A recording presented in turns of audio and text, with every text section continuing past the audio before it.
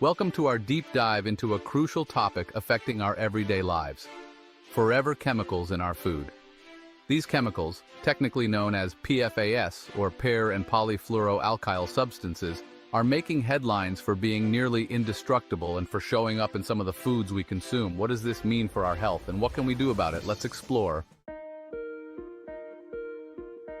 Forever chemicals, or PFAS, are a group of more than 10,000 chemicals that have a strong carbon-fluorine bond, making them incredibly durable.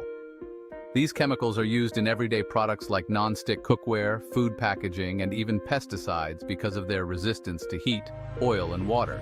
But the same properties that make PFAS useful also make them persist in the environment and potentially in our bodies. PFAS do not break down easily, earning them the nickname forever chemicals. The health effects of PFAS are still under investigation. However, there is observational evidence linking higher exposure to certain PFAS with health issues, such as increased cholesterol, liver dysfunction, thyroid problems, and even an increased risk of some cancers. Animal studies suggest the potential for harmful effects, but translating those findings to humans is tricky because not all PFAS behave the same way. It's important to note that not all PFAS are harmful, and the health risk depends on various factors, including dosage, frequency of exposure, and individual health conditions. In the UK, a report found PFAS in over half of the food samples tested, including fruits and vegetables. However, almost 99% of those were below the legal maximum residue limits. While this sounds alarming, these limits are set to ensure that even regular consumption of such foods stays within safe boundaries. The takeaway here is that PFAS are present, but most levels in food are regulated and considered low risk. How can we reduce our risk? Though PFAS are in pesticides and packaging, eliminating fruits and vegetables from your diet isn't recommended. These foods are packed with essential nutrients that outweigh the risks. Washing your produce under running water can help reduce pesticide residues, including PFAS. However, keep in mind that PFAS are water repellent and may already be in the food from the soil.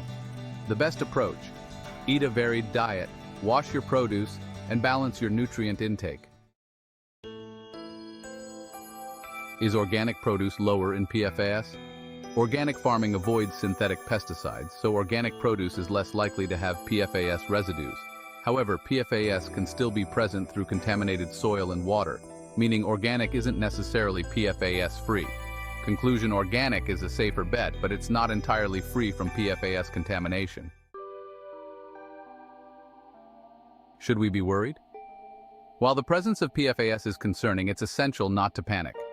We are surrounded by risks every day, and exposure to PFAS through food is regulated to remain at low levels. The best course of action is to continue studying the long-term effects of these chemicals while also seeking alternative, safer methods for food production. Final thought: don't let fear dictate your food choices. Instead, be informed and cautious.